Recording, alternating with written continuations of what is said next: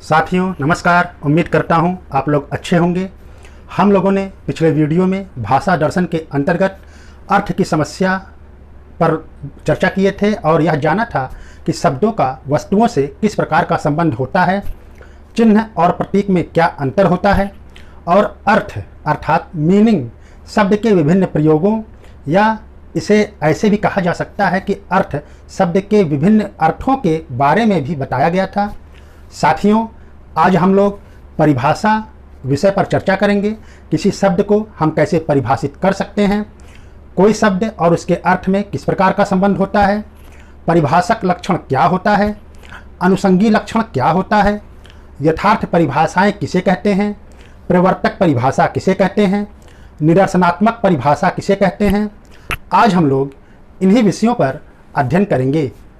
चलिए शुरुआत करते हैं। पिछले वीडियो से यह स्पष्ट है कि अर्थ शब्द अनेक अर्थ में प्रयोग होते हैं, लेकिन किसी शब्द का उसके अर्थ के साथ क्या संबंध होता है यह जानना अत्यंत आवश्यक है। अनेक विचारकों ने इस विषय पर अपने मत व सिद्धांत प्रस्तुत किए हैं, जिनमें एक सिद्धांत है प्रत्ययन सिद्धांत अर्थात आइडिएशनल थ्योरी।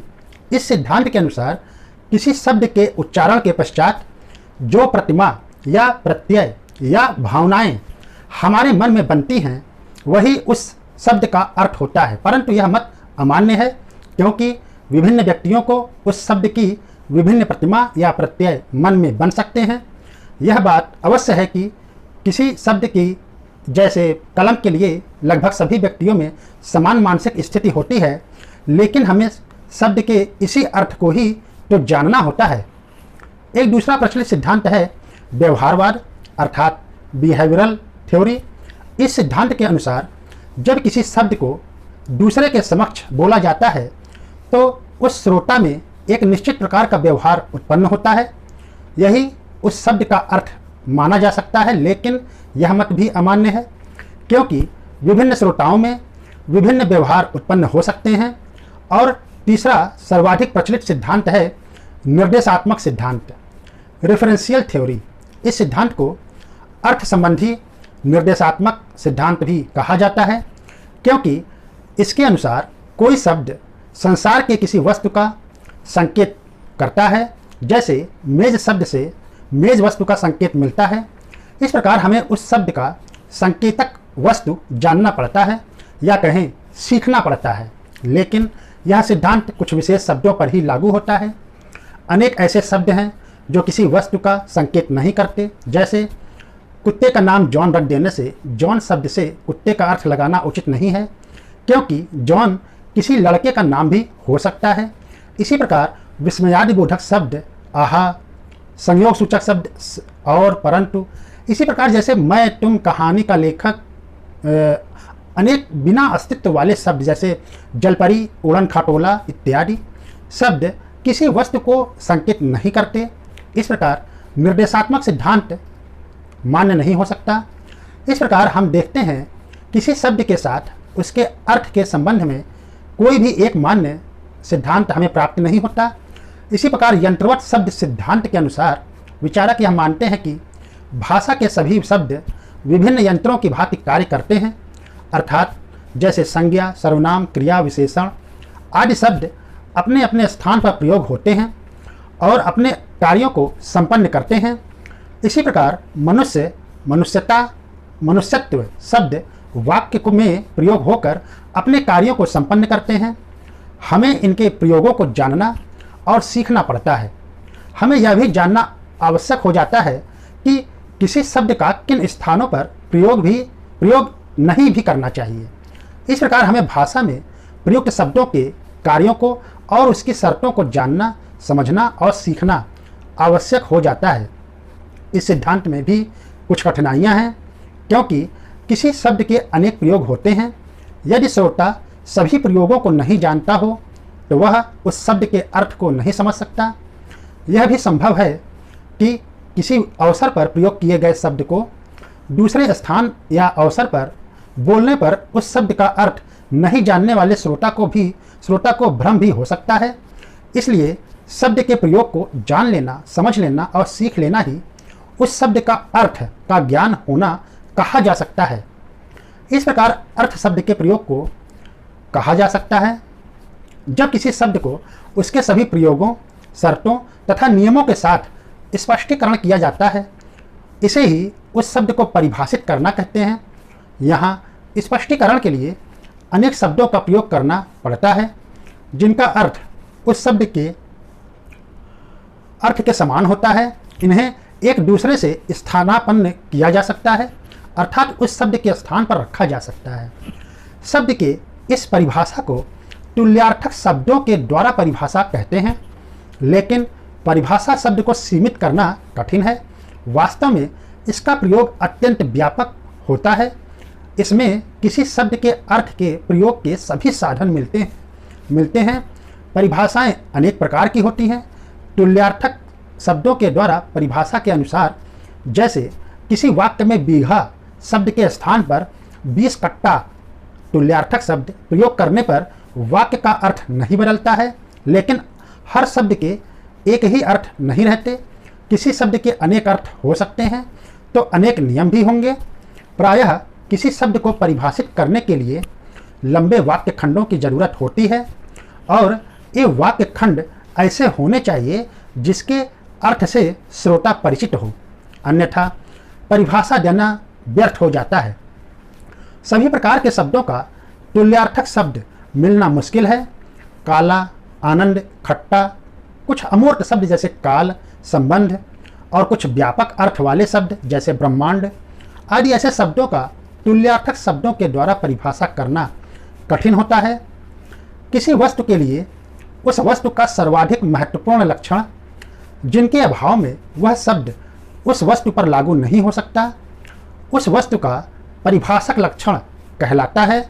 जैसे त्रिभुज के लिए 3 भुजाओं का होना त्रिभुजों की एक परिभाषक विशेषता है। स्याही से लिखने की सामग्री कलम का परिभाषक लक्षण होता है। ये लक्षण भौतिक वस्तुओं, गुणों, संबंधों, क्रियाओं आदि में भी हो सकते हैं, लेकिन संयोजक शब्दों जैसे परंतु और तथा विस्मयादि बोधक शब्दों जैसे ओह आदि में परिभाषक लक्षण नहीं प्राप्त होते हैं। कुछ ऐसे भी वस्तुओं के वर्ग हैं जिनके परिभाषक लक्षण समान होते हैं, जैसे कुर्सी, मेज, बिस्तर इत्यादि। इनके लिए सामान्य लक्षण फर्नीचर शब्द प्रयोग किया जा सकता है, लेकिन इनकी परिभाषा एक जैसी नहीं होती। इन्हीं 2 वस्तुओं के लिए एक जैसी परिभाषा तभी संभव है जब उन दोनों वस्तुओं के सभी परिभाषक लक्षण एक समान हों। एक या 2 लक्षण भिन्न होने पर परिभाषाएं भी भिन्न हो जाती हैं। कोई शब्द या शब्द समूह उस वस्तु का पदनाम होता है जो उस वस्तु के लक्षण को व्यक्त करता है। जैसे 3 भुजाओं का होना, घिरा होना, 3 कोण होना, इन सभी के लिए एक पदनाम त्रिभुज माना गया है। ध्यान देने योग्य यह है कि इन परिभाषक लक्षणों में कोई एक लक्षण पूर्ण पर्याप्त नहीं है। वस्तु के लिए उस वस्तु का वह लक्षण जिनके अभाव में भी वह शब्द उस वस्तु पर लागू हो सकता है, वह लक्षण अनुषंगी लक्षण कहलाता है। जैसे कोई त्रिभुज समबाहु हुए बिना भी त्रिभुज हो सकता है, इसलिए समबाहु होना त्रिभुज का अनुषंगी लक्षण है। मनुष्य का हंसना आकस्मिक अर्थात कभी हंसता है और कभी नहीं हंसता है, तो यहाँ मनुष्य के हंसने का लक्षण अनुषंगी लक्षण कहलाता है, जबकि भाषा का प्रयोग मनुष्य का सर्वव्यापी लक्षण है। यदि कोई अनुषंगी लक्षण किसी वस्तु के साथ सदैव पाई जाती है, लेकिन वह अन्य वस्तुओं में भी पाई जाती हो, तो भी उस लक्षण को परिभाषक लक्षण का अंग मान सकते हैं, बशर्ते उस लक्षण के अभाव में वह वस्तु न पुकारी जाती हो। सदैव अर्थात नित्य अनुषंगी रहने वाले लक्षण में परिभाषक होने की क्षमता हो जाती है। अनेकों ऐसे शब्द भी हैं जिनके लक्षण परिवर्तित होते रहते हैं या नई खोजों के बाद हमें उनका ज्ञान होता है और अनुषंगी लक्षण परिभाषक बन जाते हैं। और इसी कारण से किसी शब्द या वस्तु की परिभाषा भी समय के साथ परिवर्तनशील हो जाती है, क्योंकि हम अनुषंगी लक्षण को ही परिभाषक लक्षण मान बैठते हैं। परिभाषक लक्षण कभी परिवर्तनशील नहीं होते, इसलिए परिभाषा भी परिभाषक लक्षणों को ध्यान में रखकर देना चाहिए। व्हेल, के स्तनपायी होने का लक्षण हमें बाद में पता चला। अब किसी पानी में रहने वाले जीव को तभी व्हेल कहा जाएगा जब वह स्तनपायी भी होगा। और इसी प्रकार पहले सिर दर्द, दस्त आदि को हैजे का लक्षण माना जाता था, लेकिन अब हैजे के कीटाणुओं को हैजा रोग का परिभाषक माना जाने लगा है। इस प्रकार विज्ञान, चिकित्सा और तकनीक क्षेत्र में घटना के कारण को बताकर परिभाषित कर दिया जाता है, जिससे कभी कभी भ्रम उत्पन्न हो जाता है। जैसे लाल को प्रकाश तरंग की लंबाई के द्वारा परिभाषित किया जाता है, जबकि जो विज्ञान के बारे में ज्ञान ना रखता हो वह भी लाल वस्तुओं को पहचानता है। इस कारण लाल को प्रकाश तरंगों के द्वारा परिभाषित करना उचित नहीं प्रतीत होता। प्रकाश तरंग लाल का अनुषंगी लक्षण है, परिभाषक लक्षण नहीं। मनोवैज्ञानिक भी दुख को उदासी या तंत्री छोर की उत्तेजना से परिभाषित करते हैं, जो गलत है। अंतःस्थ लक्षणों को प्रायः परिभाषक मान लिया जाता है। ये वे लक्षण हैं जो अन्य वस्तुओं के अस्तित्व पर निर्भर नहीं करते। जैसे नमक का परिभाषक लक्षण सोडियम और क्लोरीन होता है, और निर्जीव या जीवधारी में अधिकतर आकार को एवं विशेष क्रियाओं को या पदार्थ की उपयोगिता को परिभाषक मान लिया जाता है। कुछ शब्दों में संबंधनात्मक लक्षणों को परिभाषक माना जाता है, जैसे पुत्र, भाई, पिता, माँ, बड़ा, छोटा इत्यादि। वास्तव में किसी शब्द या पद को अनेक प्रकार से परिभाषित कर सकते हैं, यह उनके प्रयोगों पर निर्भर होता है। प्रायः हम कथन में किसी शब्द अथवा पद के परिभाषक व अनुषंगी लक्षण के भेद को स्पष्ट नहीं करते हैं, जिस कारण भ्रम की अवस्था बन जाती है। परिभाषक लक्षण कथन में पद अर्थात शब्द के आंशिक अर्थ या परिभाषा को बतलाता है, और अनुषंगी लक्षण पूरे तथ्य का कथन होता है। जैसे इस्पात लोहे का मिश्र धातु है और इस्पात पुल बनाने के प्रयोग में काम आता है। इन दोनों कथनों में पहले में इस्पात के परिभाषक लक्षण का प्रयोग हुआ है, जबकि दूसरे कथन में इस्पात के अनुषंगी लक्षण का प्रयोग दिखलाई पड़ता है। हम इस भेद को समझ नहीं पाते। हमें कथन में यह ध्यान देना होगा कि चर्चा का विषय शाब्दिक है या तथ्यात्मक। जब हम कोई परिभाषा देते हैं तो इसका यह अर्थ नहीं होता कि उस वस्तु का अस्तित्व भी हो। जैसे कलम का अस्तित्व तो कलम का अस्तित्व है, लेकिन जलपरी का अस्तित्व नहीं है।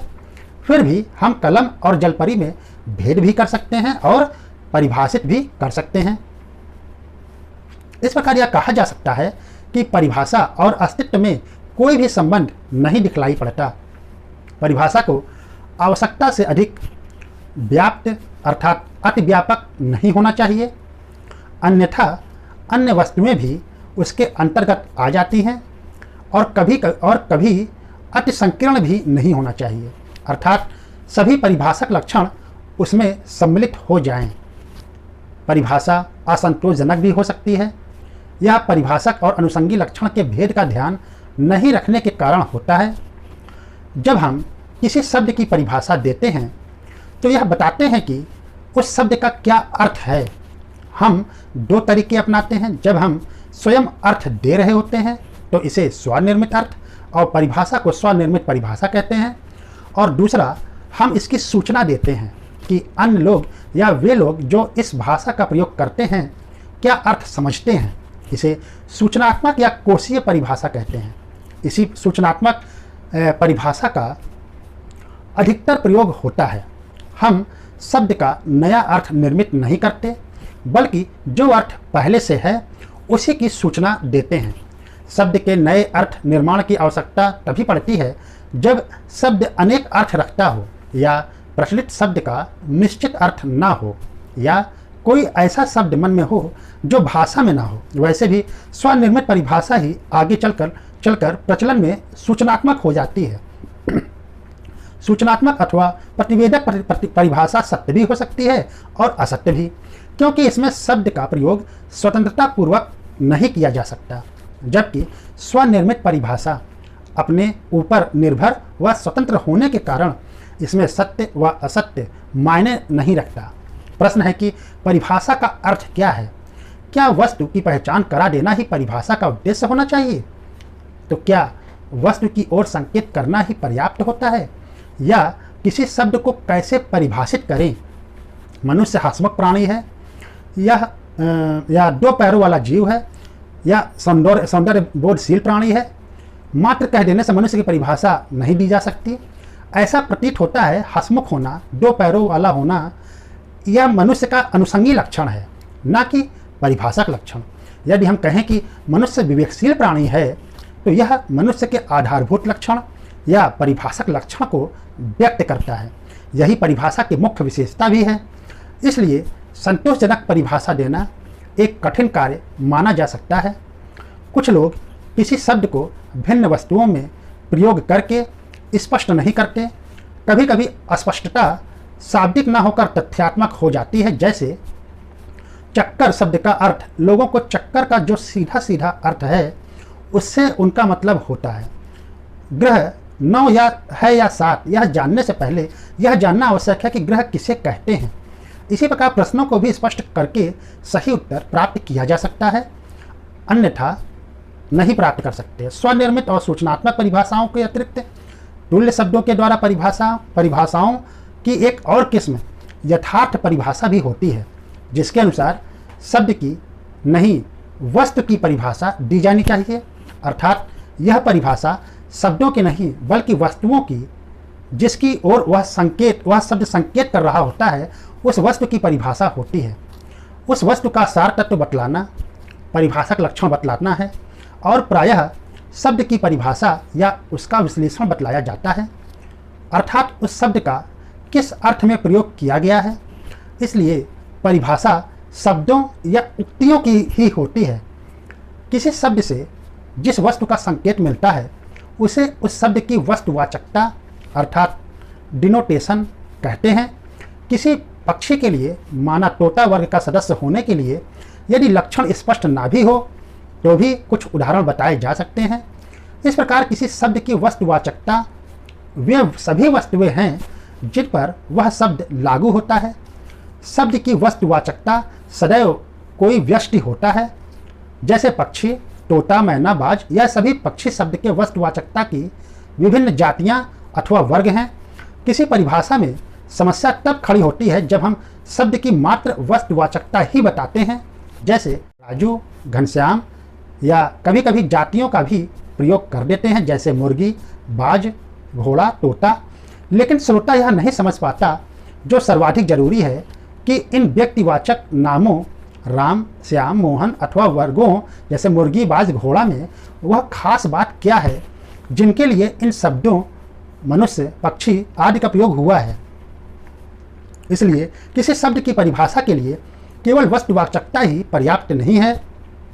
संसार में कोई भी दो वस्तुएं पूरी तरह से एक समान नहीं पाई जा सकती। फिर भी शब्द के अर्थ के लिए कुछ अति आवश्यक लक्षणों के आधार पर हम सामान्य लक्षण की पहचान और जानकारी रखनी आवश्यक हो जाती है। इन्हीं सामान्य लक्षणों के आधार पर हम कई प्रकार से वस्तुओं व चीज़ों का वर्गीकरण कर देते हैं और उसे कोई नाम दे देते हैं। इनका वर्गीकरण हमारी आवश्यकता एवं सुविधा पर निर्भर होता है। प्रकृति के द्वारा बने वर्ग प्राकृतिक वर्गीकरण के उदाहरण हैं। जॉन हॉस्पर्स के अनुसार ऐसा करना एक भूल है, क्योंकि हमारे ऐसे वर्गीकरण की कोई उपयोगिता नहीं होती। जब किसी शब्द के प्रयोग से मन में जो बातें उत्पन्न होती हैं वह उस शब्द की गुणवाचकता कहलाती है। यह व्यक्तिबोध और स्वभाव बोध से भिन्न होती है। जैसे प्रत्येक कलम शब्द का व्यक्तिबोध और लिखने की सामग्री होना कलम का स्वभाव बोध होता है, जबकि पतलापन, लंबा, नीलापन इत्यादि गुणवाचक होते हैं। इसी प्रकार झपटना और नोचना बिल्ली शब्द की गुणवाचकता होती है, क्योंकि हमारे मन में बिल्ली शब्द से ऐसे ही विचार आते हैं। यह प्रत्येक व्यक्ति में एक रूप और अलग अलग भी हो सकता है। यह शब्द के अर्थ का अंश नहीं हो सकता। अनेक गुणवाचक होने पर मुख्य गुणवाचकता देखना पड़ता है। किसी शब्द से श्रोता के मस्तिष्क में जो मानसिक तस्वीर बनती है उसे शब्द का चित्रमूलक अर्थ कहते हैं। जैसे बैल शब्द से बैल की मानसिक तस्वीर बनती है, लेकिन इसे अर्थ नहीं कहते। कविता के व्यक्तियों से मन मस्तिष्क पर जो प्रभाव पड़ता है वह काव्यमूलक अर्थ होता है। यह गौड़ अर्थ होता है, मुख्य अर्थ नहीं। किसी शब्द से पाठक या श्रोता के मन में जो भावनात्मक लक्षण अनुकूल या प्रतिकूल आती है वह उस शब्द का संवेगात्मक अर्थ होता है। इसे अर्थ का रूप देने में बहुत कुछ शब्द का प्रयोग भी निर्भर करता है, क्योंकि शब्द का भिन्न व्यक्तियों पर भिन्न प्रभाव पड़ सकता है। यह अर्थ का एक अंश हो सकता है लेकिन पूरा अर्थ नहीं। प्रवर्तक परिभाषा संवेगात्मक अर्थ के संप्रत्यय पर आधारित होती है। जैसे वह तो एक रंगीन आदमी है, जबकि रंगीन शब्द इसलिए प्रयोग होता है जिसमें रंग हो, जो वास्तविकता को छुपा देता हो। इसी प्रकार दर्शन का कार्य हमारे संप्रत्ययों या विचारों को स्पष्ट करना होता है, अर्थात दर्शन शास्त्र अवधारणाओं का विश्लेषण है। दर्शन शास्त्र की यह परिभाषा भी प्रवर्तक परिभाषा होती है। सभी प्रकार की परिभाषाएं शाब्दिक नहीं होती। किसी शब्द के अर्थ को जानने के लिए दूसरे शब्दों का प्रयोग करना, फिर उन शब्दों के अर्थ को जानने के लिए अन्य शब्दों के प्रयोग करने से एक चक्र सा बन जाता है और समस्याएं बढ़ती चली जाती हैं। एक समय ऐसा होता है कि शब्द को वस्तु से संबंधित कर दिया जाता है, अर्थात वस्तु को शब्द द्वारा संकेतित कर दिया जाए, अन्यथा शब्दों की दुनिया वस्तुओं की दुनिया से अलग दिखेगी। अतः अशाब्दिक विधि से, जैसे दिखाकर या स्पष्ट करके या उदाहरण देकर निदर्शनात्मक परिभाषा दी जा सकती है। जैसे कुर्सी दिखलाकर कुर्सी की निदर्शनात्मक परिभाषा दिया जा सकता है। शब्दों को दुनिया से जोड़ने के लिए हमें निदर्शनात्मक परिभाषा देनी चाहिए, लेकिन समस्या यह है कि इसके द्वारा विचारों, संवेगों व संकल्पों की परिभाषा नहीं दी जा सकती। जैसे खुशी, दुख, अमूर्त जैसे शब्दों जैसे फिर, परिवर्तन इत्यादि।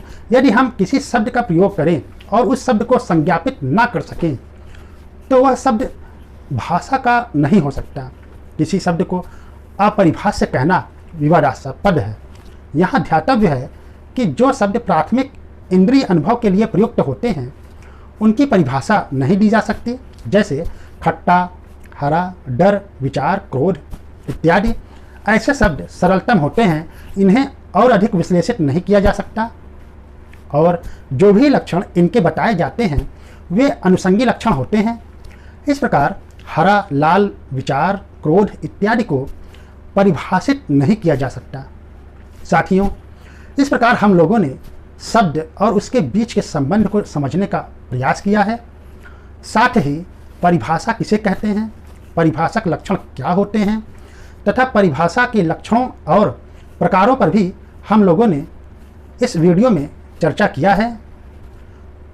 आने वाले वीडियो में हम लोग भाषा के दोषों पर अध्ययन करेंगे, चर्चा करेंगे। इसी के साथ साथियों, मेरा आपको नमस्कार।